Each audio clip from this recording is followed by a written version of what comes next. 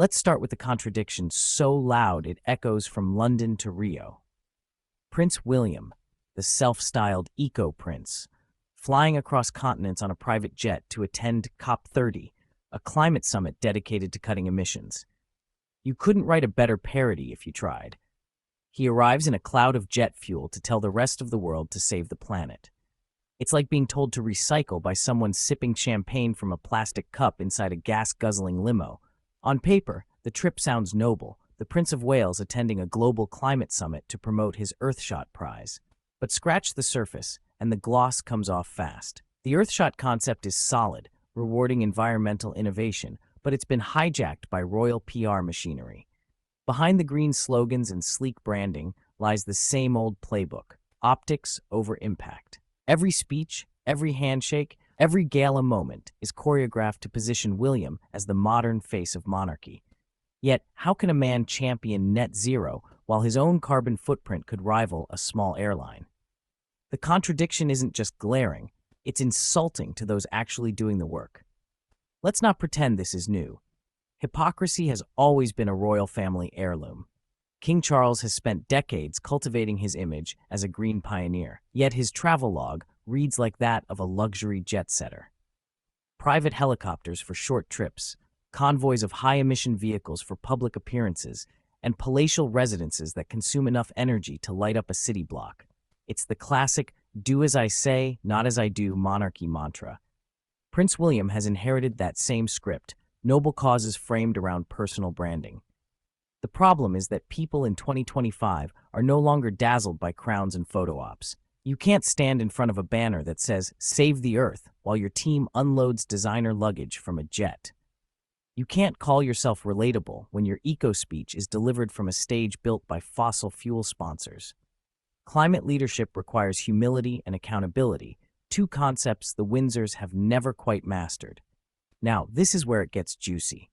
GB News, the unofficial royal protection network, actually broke ranks.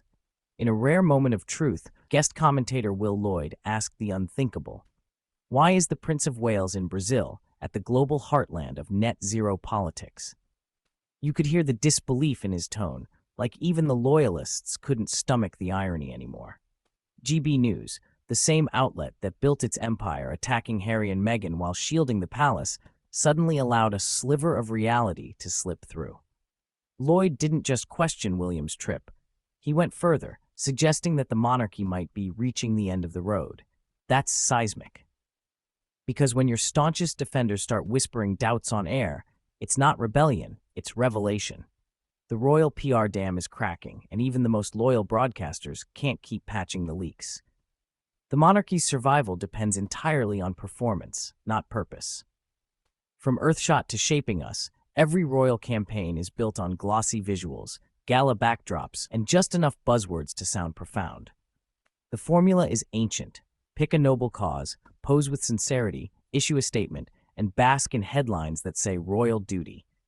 But real change requires more than lighting up landmarks and trending hashtags. William's Brazil tour wasn't about environmentalism. It was about rebranding. After a string of PR flops and dwindling public interest, the palace needed a modern moment. A global stage where William could look like a visionary. But here's the problem. You can't fake authenticity anymore. People can spot a staged virtue signal from a mile away. This wasn't leadership. It was a royal rebrand in green wrapping paper. Now let's talk about the Sussexes, the comparison the palace dreads. Harry and Meghan have been doing quiet, consistent environmental work long before sustainability became a royal talking point. Harry's work with African parks and eco-conservation in Botswana isn't about camera angles, it's about boots on the ground. Meghan's commitment to sustainable fashion, small businesses, and mental health advocacy isn't performative, it's purposeful. They don't need grand stages or glossy press photos to validate their impact. They do the work because it matters, not because it photographs well. When they travel, they offset emissions. When they speak, it's authentic. The contrast couldn't be clearer. One couple leads with principle, the other performs for applause. And that's why the British press can't stand them, because they expose how hollow the institution's activism really is. The media double standard is so blatant it's practically satire. When William takes a private jet, it's called royal duty. When Harry flies commercial, it's hypocrisy. When Kate launches a lifestyle brand, it's charming entrepreneurship. When Meghan does the same, it's narcissism.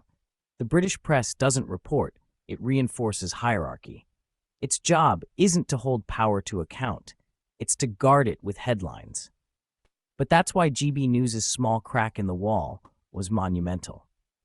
Even the protectors of palace propaganda are starting to feel the weight of their own contradictions. Because the truth is undeniable. You can't preach morality from a golden throne. You can't advocate for equality while living off inherited privilege. And you certainly can't lead a climate revolution while burning jet fuel for selfies. Will Lloyd said it best. The Windsors have reached the end of the road. And maybe, just maybe, he's right. The monarchy has become a hollow echo chamber of its former self, trapped in its own performance loop, recycling the same causes and cliches with diminishing returns. The younger generation isn't falling for it anymore. They crave honesty, not hierarchy. They value integrity over inheritance. William's Brazil trip was meant to project power, but it exposed weakness. A monarchy clinging to relevance through press releases and photo ops. It's not about being anti-royal, it's about being pro-truth. The Windsors could still lead by example, but that would mean living by the same values they promote, and that's the one change they'll never make. Let's be clear, this wasn't a climate milestone. It was a PR misfire dressed in eco-jargon. And it symbolizes exactly why the monarchy is losing its grip. You can't modernize with marketing. You modernize by meaning it. The world is evolving, and the Windsors are stuck in sepia tone. Meanwhile, Harry and Meghan are quietly building a legacy that doesn't need a palace. Their influence is organic, global, and grounded in purpose. They're not perfect, but they're real, and that's what resonates. William's COP30 performance might have trended for a day, but authenticity echoes far longer than press coverage. Because in the end, leadership isn't about titles or tiaras, it's about truth. And no crown, no matter how polished, can outshine that. So what do you think? Was Prince William's Brazil trip a sincere climate mission, or just another royal photo shoot wrapped in eco-buzzwords? Drop your thoughts in the comments below. Hit like, share, and subscribe. Because here on Sussex's Unplugged, we say what the British press won't.